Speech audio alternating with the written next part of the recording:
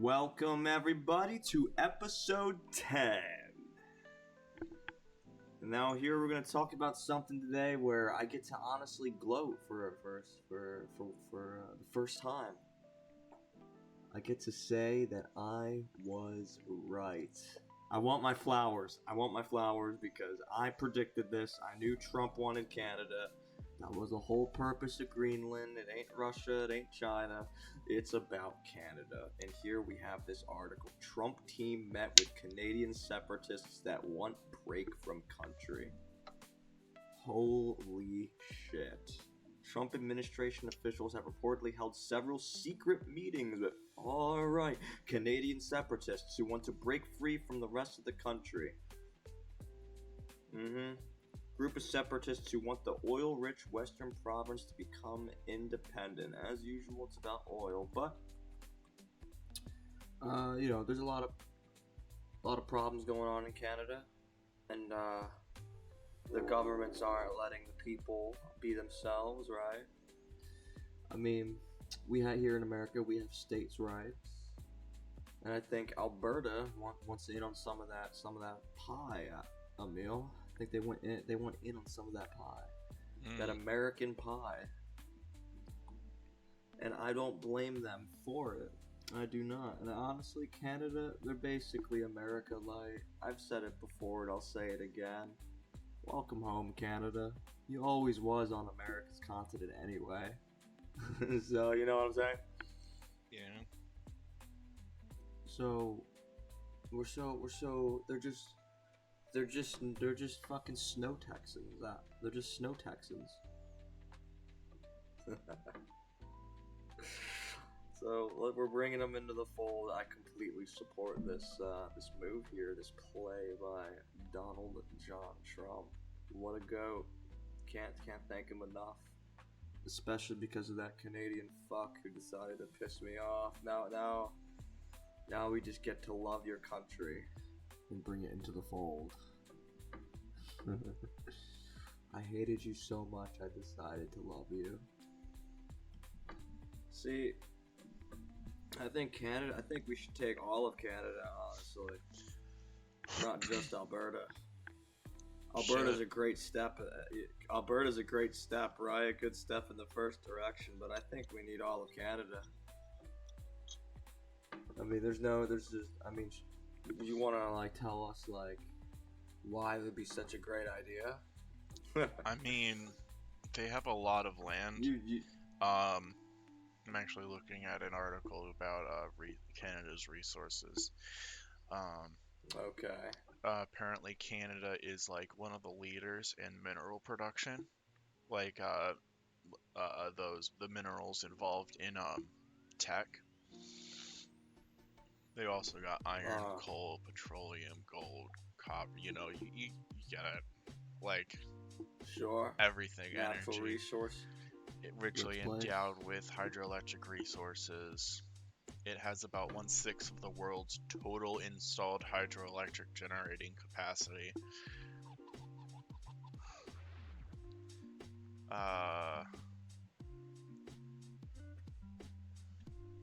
It has a surplus of natural gas and electricity.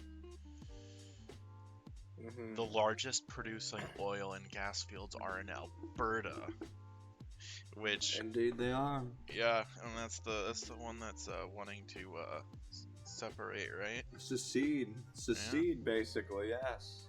Join the union. Welcome aboard, laddies. I'm excited for it.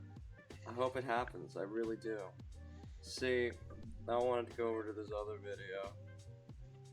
Scroll down to the comments, though. I don't give a fuck about the video. And I saw this one comment. Here we go, this one comment. There is also the fear when they lose the referendum. Trump says it was rigged and suddenly troops at the protective officer investigate like an American Donbass. Oh my god, this silly nigga. He doesn't even understand. To even call it an American Donbass? Technically true. But also, it misrepresents. They don't even understand the Donbass situation, right? Did you know that they held a referendum vote over there, Emil? To secede from Ukraine and join Russia? Shit, what? Uh-huh. Oh, you forgot about this. You didn't hear about this news because it was obviously suppressed by American propaganda, naturally. Oh yeah, that's something that happened, and that's actually probably what Trump is thinking about doing, indeed. Although I don't see a lot of people also say that the referendum that did happen in Ukraine, a lot of them say it was fake. A lot of them say it was held at gunpoint, so it doesn't count. And it's like, I kind of don't believe that. I think they genuinely voted to join Russia. I think it makes sense that that region is ethnically Russian and culturally has very close ties to Russia. And I'm, in my honest opinion, if you want my bigger honest opinion, Emil, Ukraine is exactly what Canada is to America. I think they honestly have rights to the whole thing. But you know, going about it in a warlike fashion that you do is obviously not correct, right? I mean, do you know what the Russian soldiers were doing to the Ukrainians as they were conquering them? Right, as they were conquering. Almost medieval raiding and pillaging. This was after the referendum. Down to the treatment. Just to be clear, down to the treatment of the civilians, like the highest aggressiveness towards just normal citizens. Yeah, human nature. You know, Americans have a lot of undocumented war crimes too. Sure. Plenty. It's just human nature. Not that we should excuse it, but you know. I mean, I'll denounce all the of point. it. The point of me bringing this up is that they're trying to make a comparison to Donbass, but it's like, they're making an incorrect analogy here. Like, it's correct insofar that we very well might see a future where parts of the Canadian people hold a referendum to join America. And so the question then becomes, Emil, what happens when the referendum passes in Canada and Canada says nah, but we send our military and they send their military. You see what happens? You see how quickly things can escalate? Of course Canada's not going to do shit. They're going to fucking back down. But you can see how very real and natural desires can be corrupted by violence, right? So what happened in Donbass went about the wrong way, but the underlying reason why it happened, which is parts of Ukraine want to be reunited with Russia, is valid, and other people wouldn't consider that valid, which is why they don't consider the idea of Canada joining America valid. See, I think borders are more than likely, like, just in the future, they are always going to probably be shifting. Maybe not. No, maybe not. I mean, there is a point where it stops, but this is America. Alright? Like, this is America. This is this great continent. It is literally, the whole entire thing is called North America, for fuck's sake.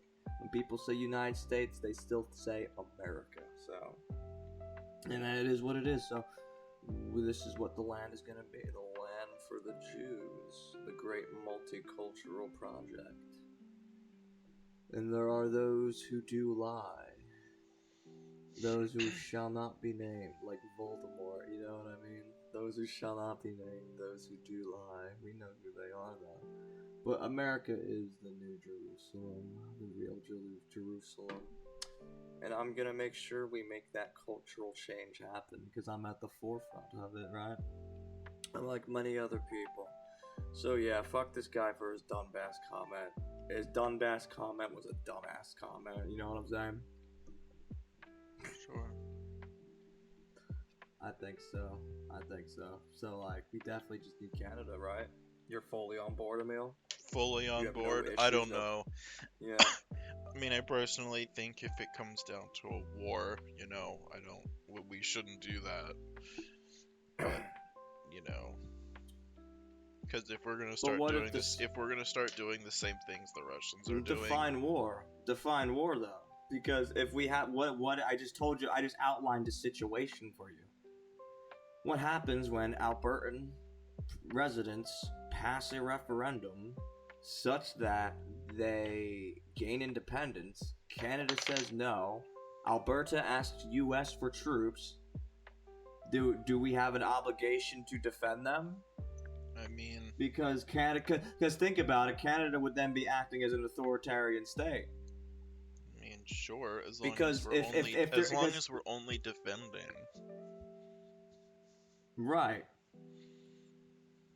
Like, let just Canada so you know, be the aggressors here. Sure. And once they begin the aggression, then we can start taking over Canada. That's what happened in Ukraine, by the way. Once they're the aggressors, then we have our casus belli to march forward and take more land, you see? And it's totally valid and justifiable because, I mean, if you're willing to, like, go to war for people who no longer want to associate with you, I mean, that's just stupid on its face. You deserve what's coming toward you, you know what I mean? Like, if Canada ever decided, send our military and treat these people as terrorists in a rebellion, no.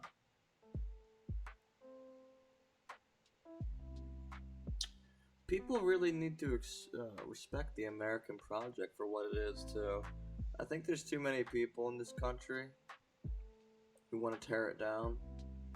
Like, not only outside of this country, but inside. Too many people want to tear this country down, and I understand we have a lot of problems, a lot of faults. We've done a lot of bad, but just as equally so, we have literally done as much good for the world as we have done bad. We have actually become a light for the world. You see what I'm saying? We've become a light for the world, a beacon. People want to immigrate here. Land of the free, a land of opportunity. We shouldn't desecrate what we have here and act like what we're doing is, like, irredeemably bad, such that we need to, like, destroy the country and break it apart. Because a lot of people want to break it apart. And just as a quick side note, Civil War. Trump asked, do you feel like there's a civil war brewing amidst Minneapolis unrest? Forbes breaking news. See, I told you there's a lot of sentiments out there, Emil. It feels like propaganda. It feels like bullshit. I don't know what it is. Maybe it's just hatred. Either way, it's stupid. It's silly. There's not going to be a fucking civil war that happens. People need to grow up and realize that the American people quite simply do not have it in them. It just will never happen. It just simply will never happen. America's too powerful. Love is simply too powerful. And one day I do foresee a future where this government is able to act in its full God-given authority and righteousness. And I can't wait to see that day happen. Like, history's only getting better, humanity's only getting better, people are getting better, slowly, but it's happening, whether you want to admit it or not. We are getting better. And no, there's not going to be a civil war. You clowns need to stop talking about it. Stop thinking about it. The only civil war that's happening is the war you're having inside with your own demons and ghosts. And all your hallucinations of what you would perceive as being the quote-unquote other. Because I have no enemies. I don't believe in an other.